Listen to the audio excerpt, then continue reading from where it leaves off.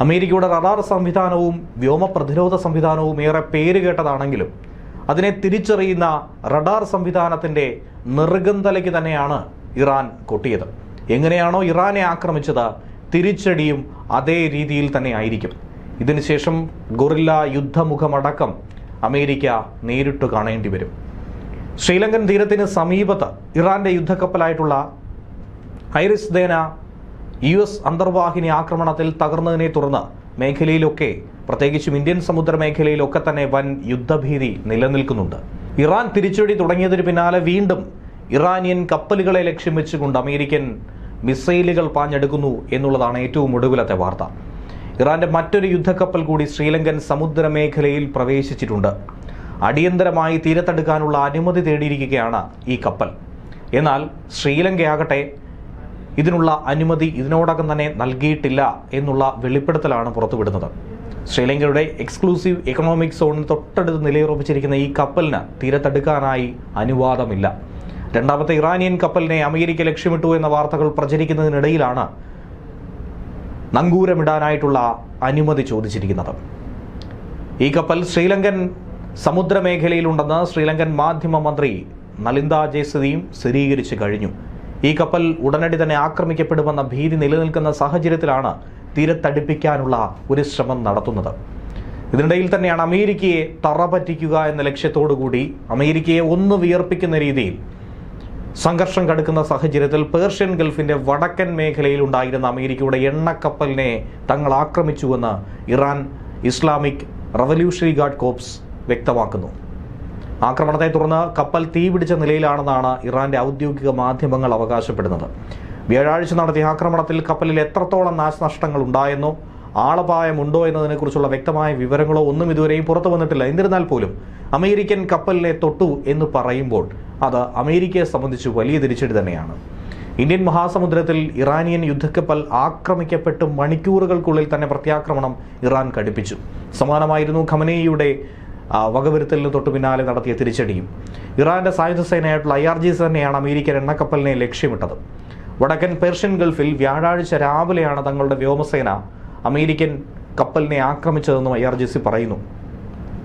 ശ്രീലങ്കയുടെ തെക്കൻ തീരത്തിന് സമീപത്ത് അമേരിക്കൻ അന്തർവാഹിനി ഇറാന്റെ യുദ്ധക്കപ്പലിനെ ടോർപിഡോ ഉപയോഗിച്ച് തകർത്തതിന് പിന്നാലെ ഏറ്റവും ശ്രദ്ധേയമായിട്ടുള്ള വിഷയമെന്ന് പറയുന്നത് രണ്ടാം ലോക മഹായുദ്ധത്തിന് ശേഷം ഇതാദ്യമായിട്ടാണ് അമേരിക്ക ഒരു ശത്രു രാജ്യത്തിൻ്റെ കപ്പലിനെ ടോർപിഡോ ഉപയോഗിച്ചുകൊണ്ട് മുക്കുന്നത്. ഇതിന് പിറകെ ഈ കനത്ത തിരിച്ചടിക്ക് ശേഷം അമേരിക്കയിൽ ഇനി ഉണ്ടാകുന്നത് കൈപ്പേറിയ അനുഭവങ്ങളായിരിക്കും. അമേരിക്ക സ്വീകരിക്കാൻ പോയ ഈ നടപടിയിൽ ഏറെ ദുഃഖിക്കേണ്ടി വരുമെന്ന് ഇറാൻ വിദേശകാര്യമന്ത്രി അബ്ബാസ് അരാഗ്ചി മുന്നറിയിപ്പും കൊടുത്തിരുന്നു. ഇറാൻ തീരത്തു നിന്നും 2000 മൈൽ അകലെ കടലിൽ വെച്ച് അമേരിക്ക ഒരു അതിക്രമം നടത്തി. ഇന്ത്യൻ നാവികസേനയുടെ അതിഥിയായി 130ഓളം നാവികരെയും വഹിച്ചുവന്ന ഐറിസ് ദേന യാതൊരു മുന്നറിയിപ്പുമില്ലാതെ അന്താരാഷ്ട്ര സമുദ്ര മേഖലയിൽ വെച്ച് ആക്രമിക്കപ്പെട്ടിരിക്കുന്നു. എൻ്റെ വാക്കുകൾ കൃത്യമായി ഓർത്തു വെച്ചുകൊള്ളൂ. അമേരിക്ക നടപ്പിലാക്കിയ ഈ കീഴ്വഴക്കത്തിന് അത്യധികം പശ്ചാത്തപിക്കേണ്ടി വരുമെന്നാണ് അബ്ബാസ് അരാഗ്ചി സമൂഹ മാധ്യമ പോസ്റ്റിൽ പങ്കുവച്ചത്. ഫെബ്രുവരി 18 മുതൽ 25 വരെ വിശാഖപട്ടണത്ത് നടന്ന മിലാൻ അന്താരാഷ്ട്ര നാവിക അഭ്യാസത്തിൽ പങ്കെടുക്കുകയായിരുന്നു ഈ യുദ്ധക്കപ്പൽ. അതിനുശേഷമായിരുന്നു മടക്കം. ഇന്ത്യൻ നാവികസേനയുടെ അതിഥിയായി എത്തിയ കപ്പലിനെ മുന്നറിയിപ്പില്ലാതെ ആക്രമിച്ചുവെന്ന കാര്യം ഉയർന്നു കേട്ടപ്പോൾ എന്തുകൊണ്ട് ഇന്ത്യ സുരക്ഷിത കവചം ഒരുക്കിയില്ല എന്ന ചോദ്യവും ഉയർന്നിരുന്നു. അതിനുള്ള മറുപടിയും ഇന്ത്യൻ വിദേശകാര്യ മന്ത്രാലയം നൽകി. 25-ാം തീയതി ഇന്ത്യയിൽ നിന്നും മടങ്ങിയ കപ്പൽ തൊട്ടടുത്ത ദിവസം മുതൽ ഇന്ത്യൻ സമുദ്ര മേഖലയ്ക്ക് അപ്പുറത്തായിരുന്നു. അന്താരാഷ്ട്ര സമുദ്ര മേഖലയിൽ പ്രവേശിച്ച കപ്പൽ ഒരു തരത്തിലുള്ള സഹായങ്ങളും നാളിതുവരെ ഇന്ത്യയോട് അഭ്യർത്ഥിച്ചിട്ടില്ല എന്നും ഇന്ത്യൻ വിദേശകാര്യ മന്ത്രാലയം വ്യക്തമാക്കുന്നുണ്ട്. കഴിഞ്ഞ ഏതാനും ദിവസങ്ങളായി അതിശക്തമായ ആക്രമണം തന്നെയാണ് ഇറാനിൽ അമേരിക്ക നടത്തിപ്പോരുന്നത്. ഇതിനോടകം തന്നെ ഇറാനിൽ 1200-ലധികം പേർ കൊല്ലപ്പെട്ടുവെന്നും പ്രത്യാക്രമണത്തിൽ 6ഓളം അമേരിക്കൻ സൈനികർക്ക് ജീവൻ നഷ്ടമായി എന്ന റിപ്പോർട്ടും പുറത്തു വരുന്നുണ്ട്. ഇസ്രയേലിലും 10-ലധികം ആളുകൾ മരണപ്പെട്ട് കഴിഞ്ഞു. ഡ്രോണുകൾ വിക്ഷേപിക്കാൻ പാകത്തിൽ രൂപമാറ്റം വരുത്തി ഇറാനിയൻ കണ്ടെയ്നർ കപ്പലുകൾക്ക് നേരെയും അമേരിക്കയുടെ ആക്രമണം കടുപ്പിക്കുന്നുണ്ട്. ഇറാനും അമേരിക്കയും തമ്മിലുള്ള സംഘർഷം ആഗോള തലത്തിൽ തന്നെ വലിയ ആശങ്ക ഉണ്ടാക്കുന്ന സാഹചര്യമാണുള്ളത്. ഈ ഘട്ടത്തിൽ തന്നെയാണ് അമേരിക്കയുടെ പ്രധാനപ്പെട്ട കണ്ണ് ചൂഴ്ന്നെടുക്കാനായി ഇറാൻ മറ്റൊരാക്രമണം കൂടി ഖത്തറിൽ നടത്തിയിരിക്കുന്നത്. ഖത്തറിലെ അൽ ഖോറിൽ അമേരിക്കൻ സ്പേസ് ഫോഴ്സിന്റെ അത്യാധുനിക block 5 ballistic missile early warning radar സംവിധാനത്തെയാണ് ഇറാൻ തകർത്തിരിക്കുന്നത്. അതും ഏറ്റവും വില കുറഞ്ഞുള്ള ഡ്രോൺ ആക്രമണത്തിലൂടെയാണ് ഇറാൻ ഈ നേട്ടം നേടിയിരിക്കുന്നത് എന്നാണ് IRGC അവകാശപ്പെടുന്നത്.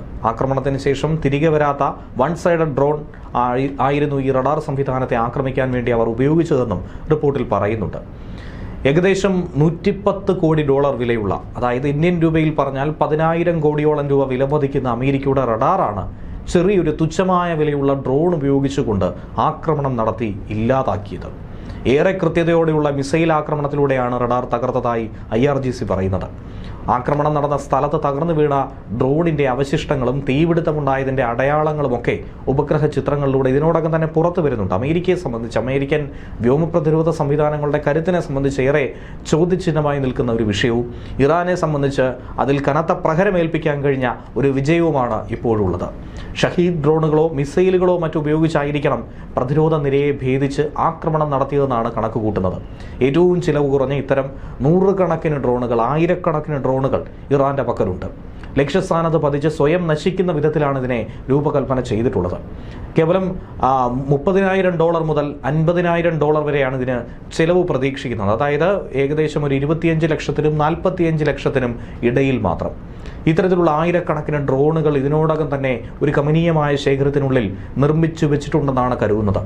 100 ഡ്രോണുകൾ ഒരേ സമയം പായിക്കുമ്പോൾ അവയെ പൂർണ്ണമായും വെടിവെച്ചിടാൻ എത്ര കരുത്തുറ്റ ഡിഫൻസ് മെക്കാനിസം സംവിധാനമുണ്ടെങ്കിൽ പോലും അമേരിക്കയ്ക്ക് കഴിയാതെ വരും. ഒരൊറ്റ ഡ്രോൺ മതി ഈ റഡാർ സംവിധാനങ്ങളെയൊക്കെ തന്നെ മുച്ചൂടും മുടിക്കാനെന്നുള്ള ഏറ്റവും ഒടുവിലത്തെ ഉദാഹരണമായി ഇത് മാറുന്നു. ഇതിനെ പ്രതിരോധിക്കാൻ അമേരിക്കയ്ക്ക് കോടിക്കണക്കിന് രൂപ ചെലവഴിക്കേണ്ടി വരുന്നു. മേഖലയിലെ മിസൈൽ പ്രതിരോധ സംവിധാനത്തിന്റെ ഒരു നട്ടെല്ലെന്ന രീതിയിലാണ് സൈനിക വിദഗ്ധർ ഈ റഡാറിനെ ഇതിനോടകം തന്നെ വിശേഷിപ്പിച്ചിട്ടുണ്ടായിരുന്നത്. അപ്പോൾ അമേരിക്കയുടെ നട്ടെല്ല് തന്നെ തകർത്തിരിക്കുന്നു ഇറാൻ എന്ന് വേണം പറയേണ്ടത്.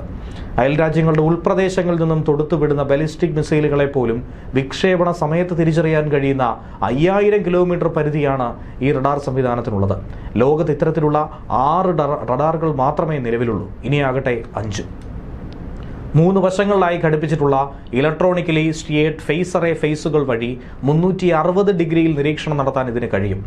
4 ദിക്കിലും ഒരേ സമയം നിരീക്ഷിച്ച് കൃത്യമായി മിസൈലുകളെ കണ്ടെത്തി ഇന്റർസെപ്റ്റ് ചെയ്ത് ഭേദിക്കാൻ കഴിയുന്ന കരുത്തനായിരുന്നു ഇന്നില്ലാതായത്.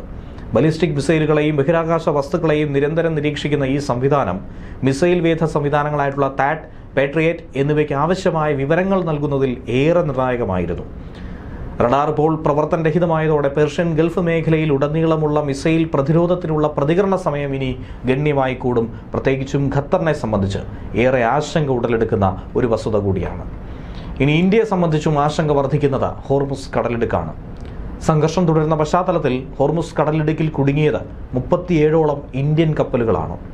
1100-ലധികം നാവികർ അതിൽ കുടുങ്ങിക്കിടക്കുന്നു എന്നാണ് കരുതുന്നത്.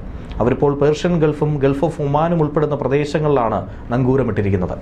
കപ്പലുകളിൽ ചിലതാകട്ടെ ചരക്ക് നിറയ്ക്കാനായി കാത്തുകിടക്കുമ്പോൾ മറ്റ് ചിലത് ചരക്ക് നിറച്ച് തിരിച്ചു വരാൻ കഴിയാതെ പെട്ടുകിടക്കുന്നു. ഈ സാഹചര്യത്തിൽ ഇന്ത്യയുടെ സമുദ്ര ഗതാഗത ഇന്ത്യൻ നാഷണൽ ഷിപ്പേഴ്സ് അസോസിയേഷൻ സർക്കാരിൻ്റെ ഇടപെടൽ ആവശ്യപ്പെട്ടിരിക്കുന്നു. അടിയന്തരമായി തന്നെ ഇടപെടണമെന്നാണ് പറഞ്ഞിരിക്കുന്നത്.